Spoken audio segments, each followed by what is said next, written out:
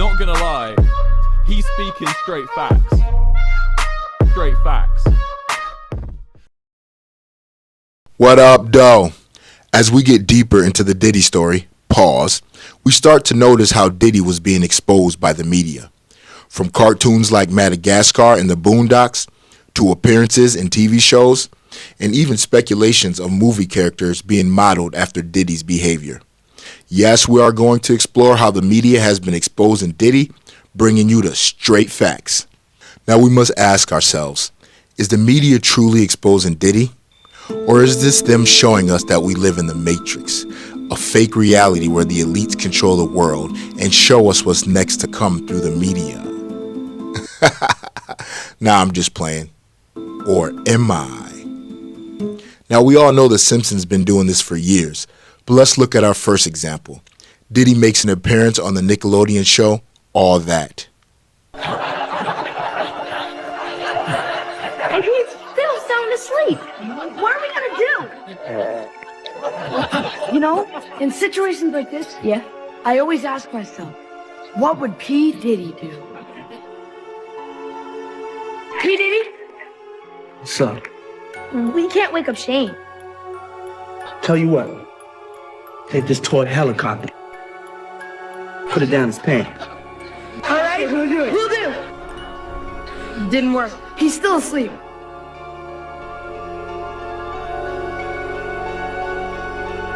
Try this. Shall I? By all means. I don't know about y'all, but to me, this is Diddy subliminally showing us how to tear a soul up. I get trying to have humor that kids will find funny, but is this really what we're witnessing? Or is this the media exposing Diddy? Let's dive further to find out with our next example.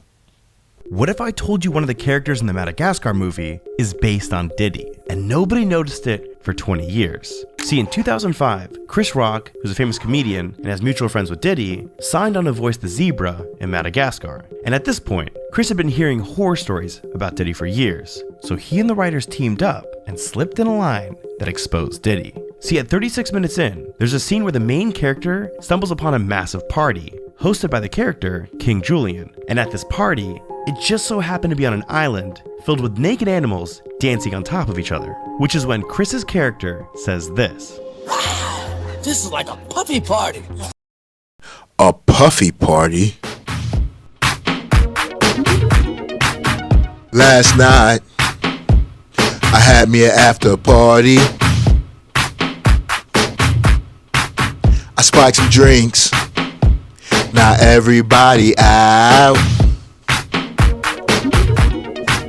I'm sitting here with this face expression, 'cause the way I feel, I wanna curl up with her. I wanna curl up like a child. Now I know some would say Puff was known for big extravagant parties, so any reference to one would lend itself to a comparison of Diddy. But the mere reference of the characters dancing on top of each other naked, as well as the location being on a private island? So, is this the media exposing Diddy? Let's continue to investigate this example. See, it's been theorized that King Julian is actually based on Diddy, because for the rest of the movie, King Julian's only goal is to throw parties, and he'll do anything to make that happen, including taking advantage of characters in their sleep. I don't care. Soon we will put my excellent plan to action. All we have to do is wait until they are deep in their sleep. He even goes on to hold the main characters hostage until he gets exactly what he wants. But if that wasn't proof enough, the writers even made King Julian a bit fruity. Come, Maurice, what is a simple bite on the buttocks among friends? Here, give me a nibble. The party is over, Julian. Nah, dog. The party is over for you, Puff. See, now it's getting harder to defend this as normal comedy. Referencing taking advantage of people when they sleep, holding people hostage, and even the fruity acts, these are signature diddlings. That's a vibe, a Diddy vibe. It's a vibe you can run, but you can't hide. Let's stay focused as we continue down the timeline to see if it's a conspiracy or was the media truly exposing Diddy. And by 2010, every writer in Hollywood was exposing Diddy. See, in 2024, official court documents were released to the public, and they revealed that Diddy had slept with several men. But it appears the writers of Saturday Night Live already knew this, because in 2010, Diddy appeared on an episode of SNL playing himself. But during this sketch, Robert De Niro came out dressed as a woman, and it seemed like Diddy was enjoying this a little too much. What's up, snitches? It's indeed a pleasure to meet you. And here's where things get even weirder. Yeah, don't front on Blitz. He's spitting high five. Girl, you the one that's high five. If you wasn't my man's mom, I'd tear that ass up. Thank you. Diddy sure like to tear asses up. Tear that ass up. But seriously, Robert De Niro dressed as a woman? Kat told us about these acts. You can check that video out here if you haven't already. I'll also leave a link at the end. But when we see this, accompanied with how comfortable Diddy looked in this scene, you must wonder, has the media been exposing Diddy? Let's look at another example. We gotta talk about the show Hawaii 5-0, because they predicted Diddy would end up in prison 15 years ago. See, in 2011, Diddy wanted to take on a serious acting role, and after begging everyone in the industry for a part, Diddy eventually got cast in an episode of Hawaii 5-0. But the only problem was, the writers didn't like that Diddy was going to be on their show, so they decided to make his character someone who went on the run after being accused of murder. And well, it's hard not to think they were basing the character off of Diddy's real life. Garrett, I didn't kill him. You hear me? I didn't do it. Yeah, I want to believe you, Reggie. Someone else got to Bukai before I could question him. You're asking me to trust you. You need to trust us, all right? You need to turn yourself in. And then when we clear you, if we clear you, we'll work together. You understand? I can't do that. I only have one chance left to find out how this went down. Hold on, Reggie, you gotta think about your kid right now, okay? What in the hell you think I'm doing this for? If I don't put an end to this now, Kevin will never be safe. Hey, you can't raise your kid from a prison cell.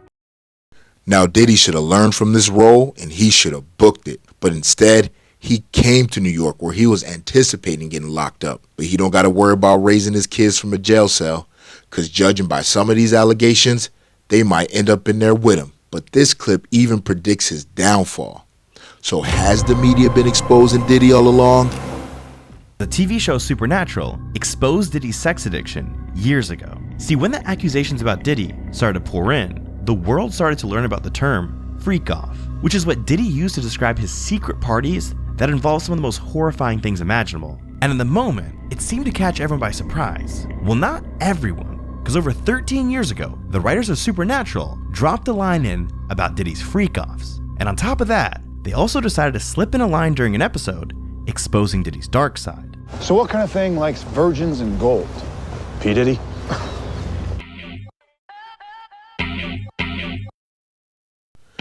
Gold all in my chain. Gold all in my ring. All gold, everything. Even got a gold virgin. On the real though, they straight up said P Diddy. It's hard to believe that this was 13 years ago. And if that wasn't convincing enough that the media's been exposing Diddy, check out this next clip. Now look, one TV show exposed that if you date one of Diddy's ex-girlfriends, you're gonna end up dead. See, when court documents were released earlier this year, it was revealed that Diddy was in a relationship with Cassie, and that they hit a rough patch back in 2012. And when the two of them went on a break for a few weeks, Cassie started fooling around with a famous artist, Kid Cudi. But when Diddy found out, he was ready to kill Cudi. So Diddy and a group of men found Cudi's car and allegedly threw a Molotov cocktail inside, blowing it up. Luckily though, Cudi wasn't in the car. But not only that, later the same year, Diddy filmed a scene for the show Blackish, and that's when things got a little too close to reality. Cause Diddy played a gangster who gets jealous of his girl hanging out with another man. And well, knowing what we know now, it's clear in this scene, Diddy wasn't acting at all. What you doing? You trying to make time with my girl? And I'm sorry, Mr. Savoy, but I thought Maribel was your girl. They all my girls. And if I ever see you talking with my girls again, I'm gonna fill that belly with lead. And you gonna peddle some ice. Ass boy. Ass boy. Now I bet that was an ad lib. I bet that was nowhere near in the script and Diddy just threw that in. let a little bit of the truth slip out. But the fact that they portrayed him as a jealous man that will kill over talking to one of his girls, this makes me a believer that the media is exposing. Now, we mentioned earlier how The Simpsons been exposing stuff for years, and with Diddy, it's no different. And the writers of The Simpsons realized this too. Because The Simpsons not only tried to warn us about Diddy, but also the people that go to the white parties too. See, for years, The Simpsons have been predicting some of the biggest events in history, like Donald Trump's presidency, the global pandemic, and even the winners of the Super Bowl. But when it came to Diddy, they weren't making a prediction, they were straight up exposing Diddy. Because in 2017, the writers of The Simpsons had never been to a Diddy party, but had heard horror stories for years. So they decided to do an episode exposing Diddy's infamous all-white parties. Oh, it's a white party, just the kind I used to throw, although we interpreted the theme a bit differently in those days. Whoever is throwing this magnificence to knows how to enjoy their wealth. Yeah, they even said it on a deserted island and referred to it as a white party. But it gets even crazier, because the guests all looked like people who had been linked to Diddy, like Beyonce, Will Smith, and Flavor Flav. And they had characters doing all sorts of crazy things to show how ridiculous Diddy's parties really were, like strippers on a pirate ship in the middle of a pool, and a security guarded private room that only the host of the party had access to. But the writers wanted to make sure the world knew exactly who they were warning us about, because the host of the party is a billionaire rapper who's eerily reminiscent of Diddy. What did you say? You heard me. You know, the Henny got me feeling right. You heard me? If Diddy home, please don't spend the night. You heard me? He ain't playing, you know that drink is spiked. You heard me? Clothes off, lubed up, cameras on, ha. But The Simpsons ain't the only cartoon exposing Diddy. But cartoons in general weren't afraid of Diddy. You had shows like The Boondocks exposing his love for other rappers, and Family Guy clowning him for his face. But no one exposed Diddy more than the creators of South Park, because they'll make fun of him any chance they get. In fact, they've made it a point to trash his name in 5 different episodes. But one episode in particular had way more than just jokes. See, for years, people have accused Diddy of setting up the shooting of Tupac, and just 6 months later, when Biggie was assassinated, people thought he was behind that too. So in 2004, South Park aired an episode of Diddy exposing him as a murderer. Puff Daddy? Your friend Kyle told me you don't understand the importance of voting. Apparently you haven't heard of my Vote or Die campaign. Vote or die? What the hell does that even mean? What you think it means.